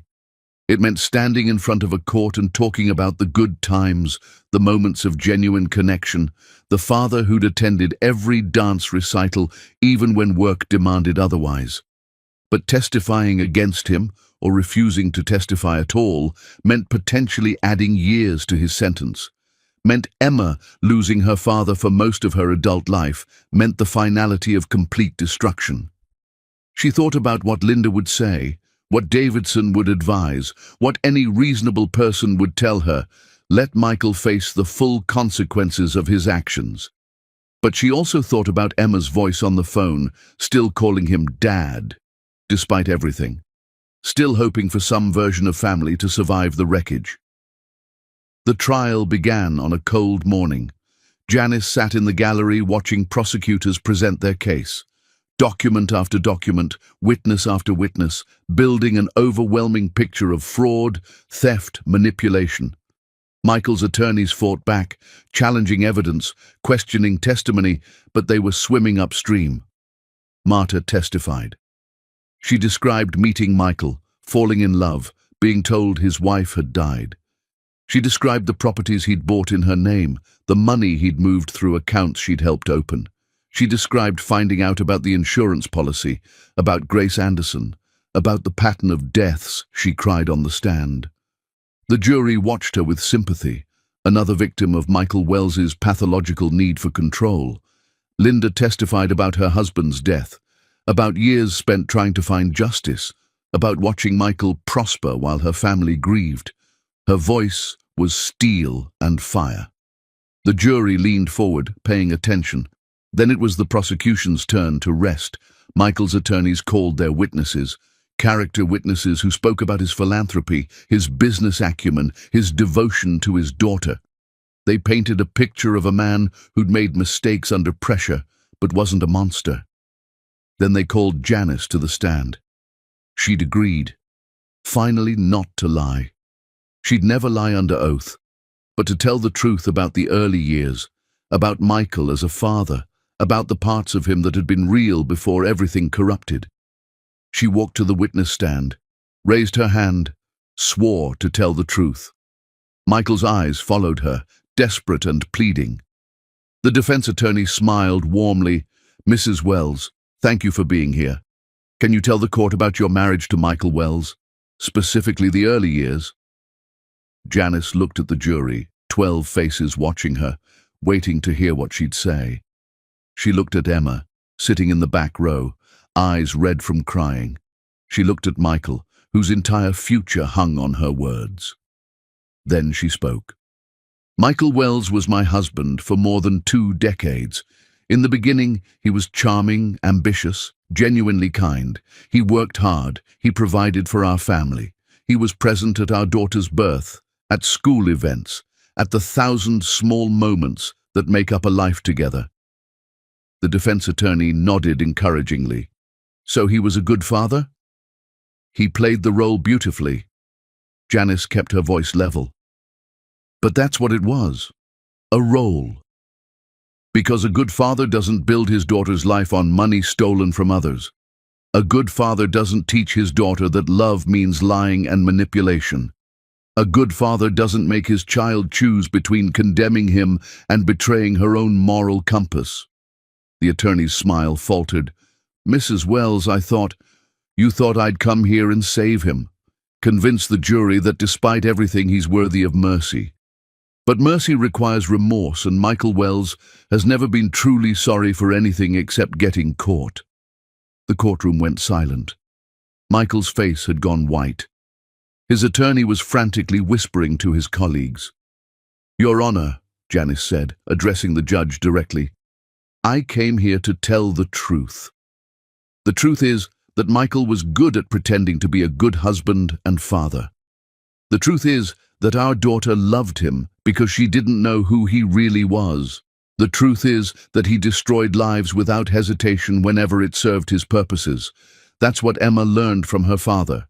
Not how to be good, but how to hide evil behind a pleasant mask. The defense attorney tried to object, but the judge overruled. Janice continued, telling the court about the forgery, the insurance policies, the pattern of convenient deaths. She spoke calmly, factually, destroying every defense Michael had prepared. When she finished, she stepped down from the stand. Michael's attorneys tried to salvage their case, but the damage was done. Janice had been their last hope, and she'd burned it to the ground. The jury deliberated for less than a day, guilty on all counts. Sentencing was scheduled for the following month. Janice didn't attend. She'd said everything she needed to say. Emma called her afterward. That was brutal, Mom.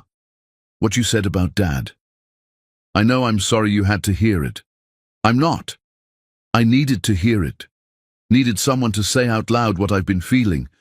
That being good at pretending doesn't make you good. He does love you, Emma. That part was always real. Maybe. But love without honesty isn't really love, is it? It's just another lie in a prettier package. They talked for a long time that night, mother and daughter rebuilding something from the rubble. It wasn't the relationship they'd had before, but it was real in a way the old one never could have been. Built on truth instead of performance, Linda called to thank Janice for testifying. You could have gone easy on him. Part of me thought you would for Emma's sake. Emma needed to see that protecting someone doesn't mean enabling them. That love without accountability is just cowardice dressed up as kindness. Still, it took guts. Or spite. Sometimes it's hard to tell the difference. Marta sent a text. Thank you for telling the truth. My baby deserves to grow up knowing that truth matters more than comfort. Janice responded, Your baby deserves to grow up safe. Everything else is bonus. Michael's sentencing came down. The judge's words were harsh, condemning, final. Multiple counts of fraud, embezzlement, suspected involvement in suspicious deaths. The sentence was measured in decades, not years. He'd be old if he ever saw freedom again. Janice felt nothing when she heard. No triumph, no vindication, no satisfaction, just exhaustion, and the slow realization that it was finally over. The trial was done. Michael was convicted. The truth was public. And Janice Jacob could finally stop being the woman who'd been destroyed by Michael Wells and become whoever she was supposed to be next. She just had to figure out who that was. Chapter 10.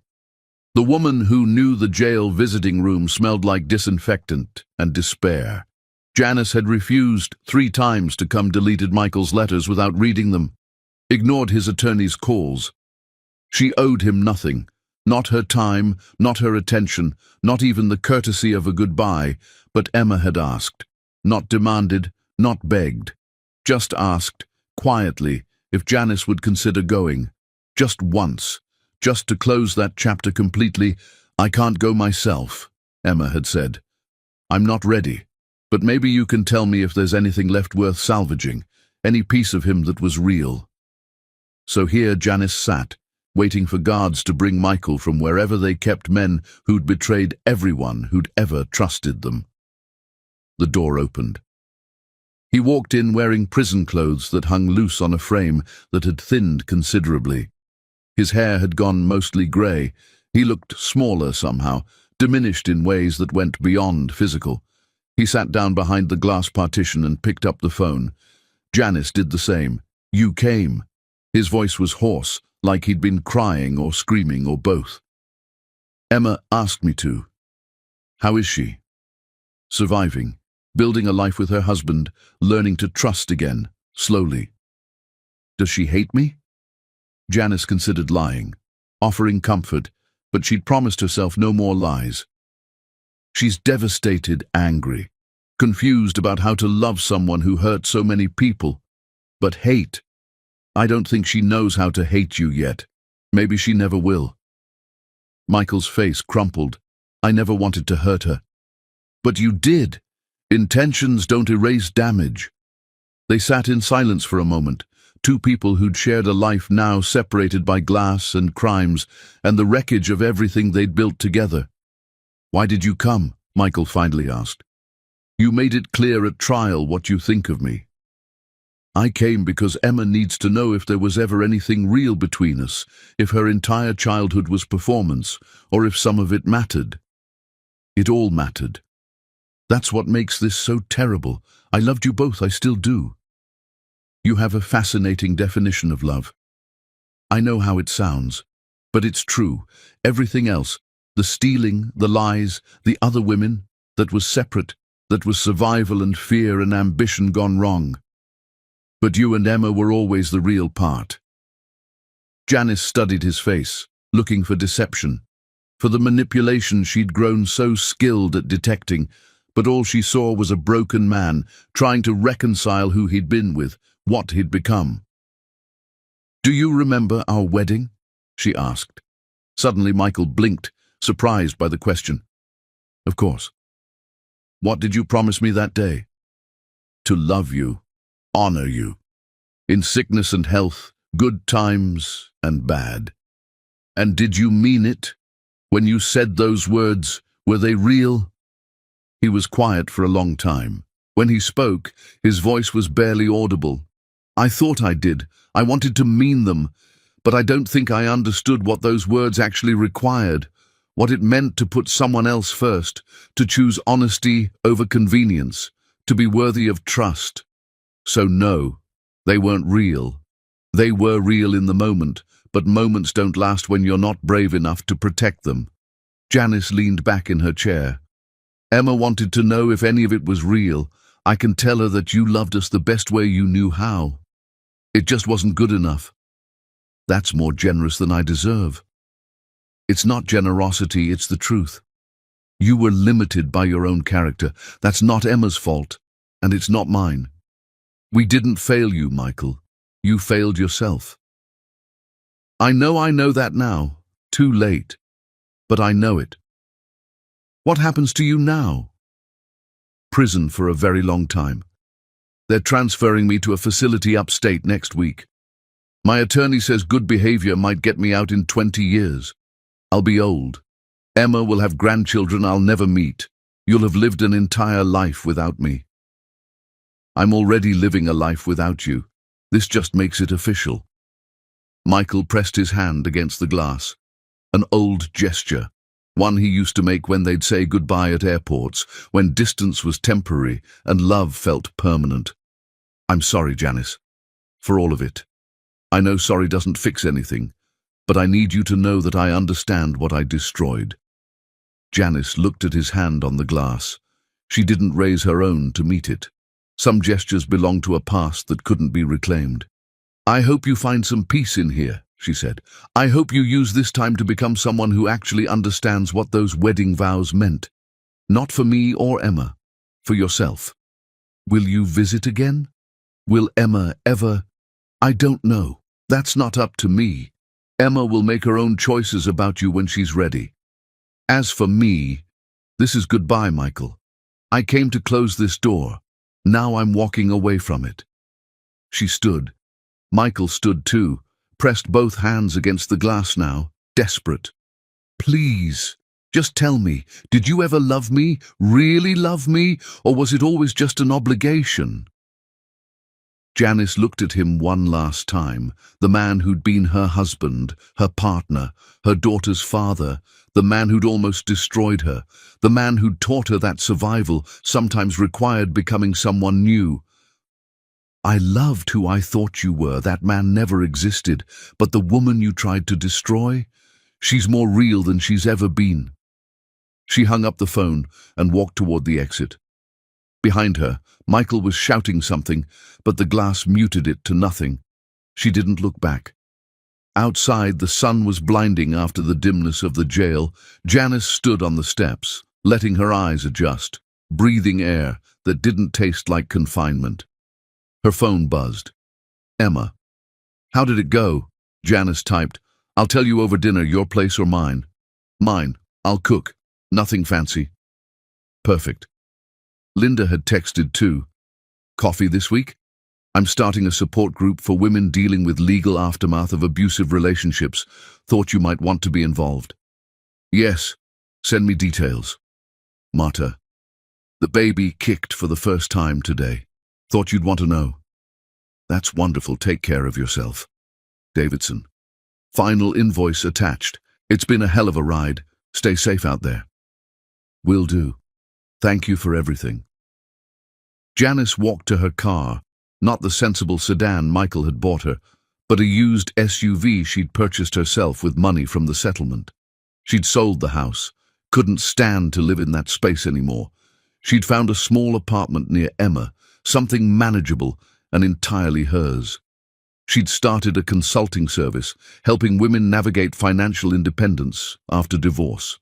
The irony wasn't lost on her, building a career from the rubble of her own destruction. But it felt right, using what she'd learned to help others avoid her mistakes. The work was hard. The clients came with trauma and fear and anger that mirrored her own. But slowly, case by case, she was helping women reclaim their lives, and in helping them, she was reclaiming something of herself. She drove through the city, taking the long route, past Wells Corporation headquarters, now owned by Richard Chen's company, renamed and restructured, past the coffee shop where she'd met Linda, past the hotel where she'd hidden for months, becoming someone new. She drove past the building where a security guard had laughed at her, had told her she wasn't who she claimed to be. That moment felt like it had happened to someone else now, a different Janice, a smaller one. This Janice, the one who'd survived and fought back and refused to disappear. This version was stronger, scarier, more capable of protecting herself and others. She pulled into her apartment complex and sat in the car for a moment, looking at her new home. It wasn't much. Small, modest, nothing like the house she'd lost. But it was hers, paid for with her own money, filled with furniture she'd chosen, a space where nobody had lied to her or stolen from her or pretended to be something they weren't. Inside, she made tea and sat by the window. She thought about Michael in his cell, probably thinking about her visit, probably regretting everything or regretting nothing. She'd never really know which. She thought about Marta, preparing for motherhood alone, building a different future than she'd imagined. She thought about Linda, channeling decades of grief into helping others. She thought about Emma, learning to trust again, despite everything. And she thought about herself, the woman who'd walked into a building carrying lunch and love and faith, and walked out carrying none of those things, but carrying something else instead, knowledge. Strength. The understanding that sometimes the only person who can save you is yourself. Her phone rang. Emma again. Hey, Mom. Change of plans. Can you come over now instead of tonight? I want you to meet James's parents properly. They're here, and I've been telling them about everything and, well, I'd like them to meet the woman who taught me that strength looks different than we think it does." Janice smiled. "I'll be right there." She grabbed her keys and headed for the door. Before leaving, she caught her reflection in the hallway mirror. She looked different than she had months ago. The silver in her hair was gone, died away, but the lines around her eyes had deepened, etched by tears and rage and resolution. She looked like a woman who'd been through war and survived it, who'd lost everything and discovered that everything wasn't what she'd thought it was anyway.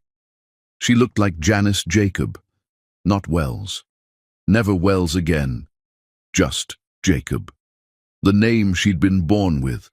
The name she'd carried before Michael. The name she'd reclaim for whatever came next.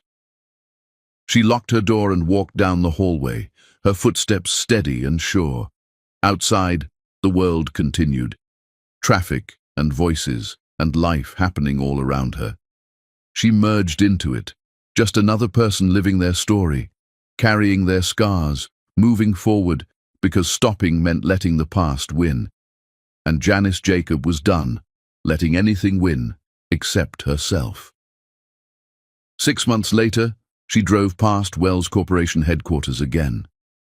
The building looked different in spring light, less intimidating, just another tower among towers.